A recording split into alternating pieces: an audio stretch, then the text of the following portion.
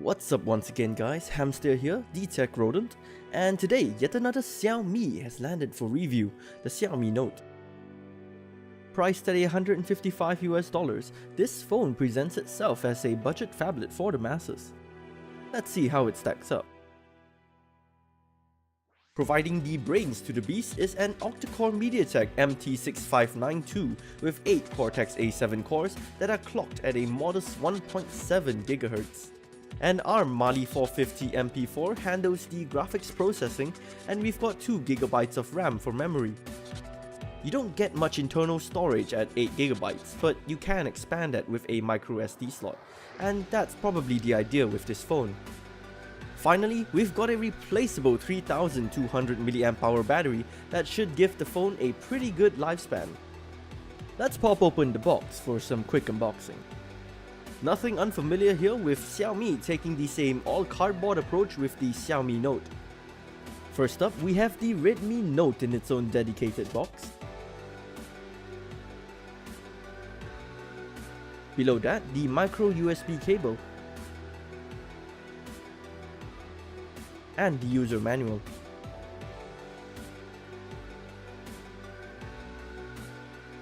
All that's left then in the main box is the wall charger that is rated at 5 volts and 1 ampere.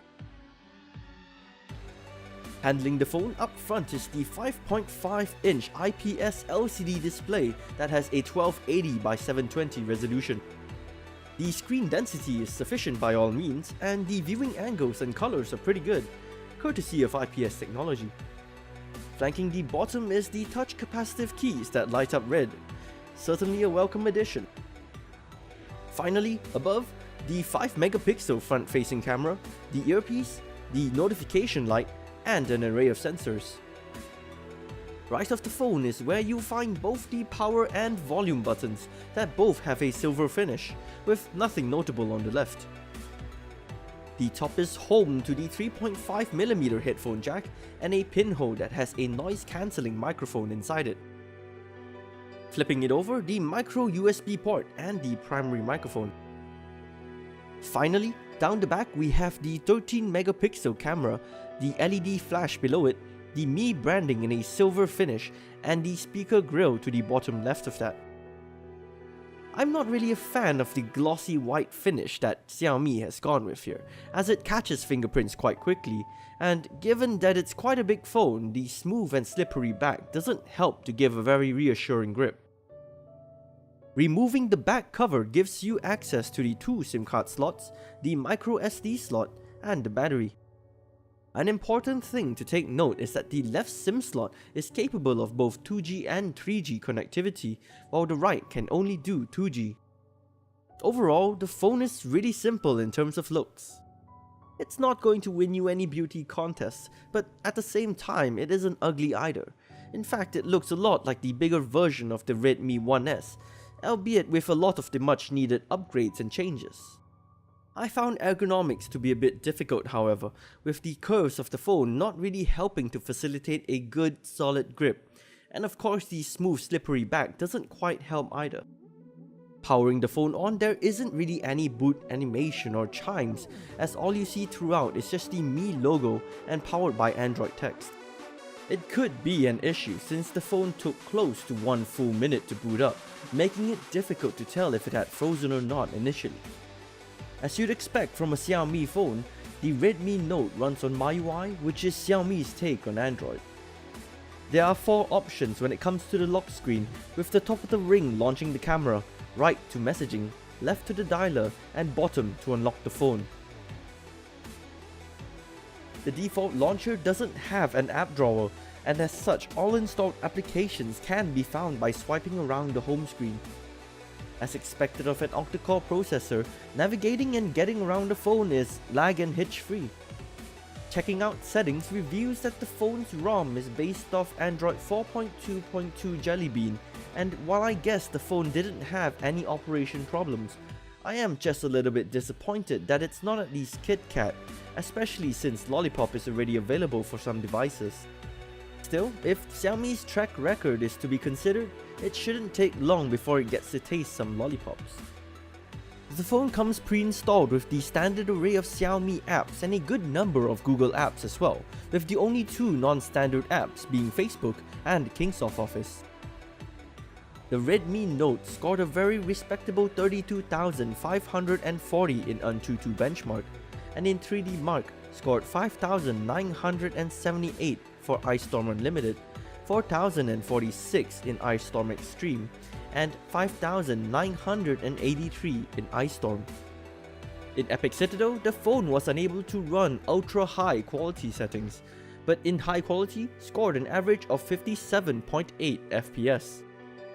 Final benchmark, in GFX Bench it scored 736 in T-Rex and 541 in T-Rex offscreen. While the quad-core Mali 450 MP4 isn't exactly a powerhouse in this day and age, seeing as it only needs to push a 720p display, you shouldn't have too much problems playing games on this phone. The camera interface isn't anything new by now, as it is standard MIUI fanfare. Just like the Redmi 1S, you still don't have that extended amount of control to manually adjust the shutter speed along with other settings that were present in the Mi 3, even if you turn on the advanced menu options. Taking photos with this phone, I'm not particularly sure if this is an issue with my unit in particular, but there was a good half second or so lag when pressing the shutter button before the photo was actually taken.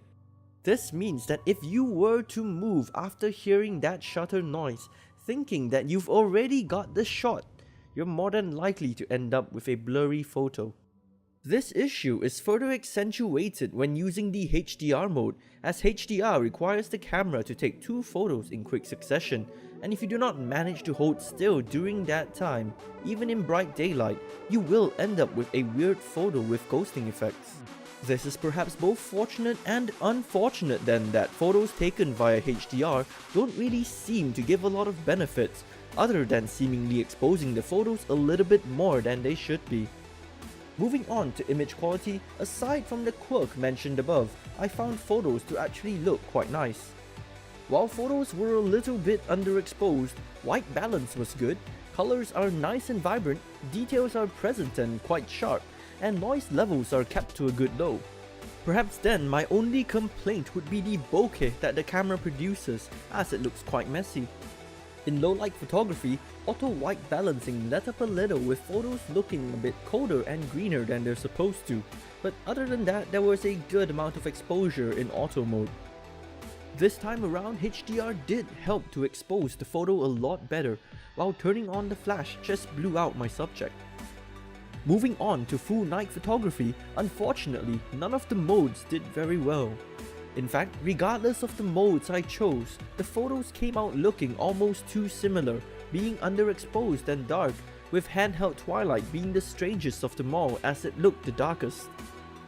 Video taking was a nice surprise though, where colors looked quite spot on, details were present, and audio, while not perfect, wasn't too bad either. Hey guys, this is a 1080p recording test for the Xiaomi Redmi Note. Running my battery life tests, I got a good daily score of 31 hours and 45 minutes of usage time that mostly came from an impressive standby time. For more numbers on the non-stop video playback test and the standby test, check out the full review. That's pretty much it for this video, so to drop off my final thoughts on the phone, sure, it may not be a perfect phone.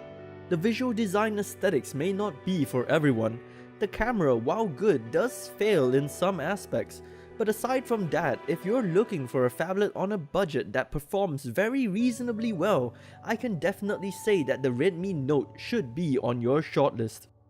It's a good phablet at its price point. Its performance, while not record-breaking, is one of the fastest out there.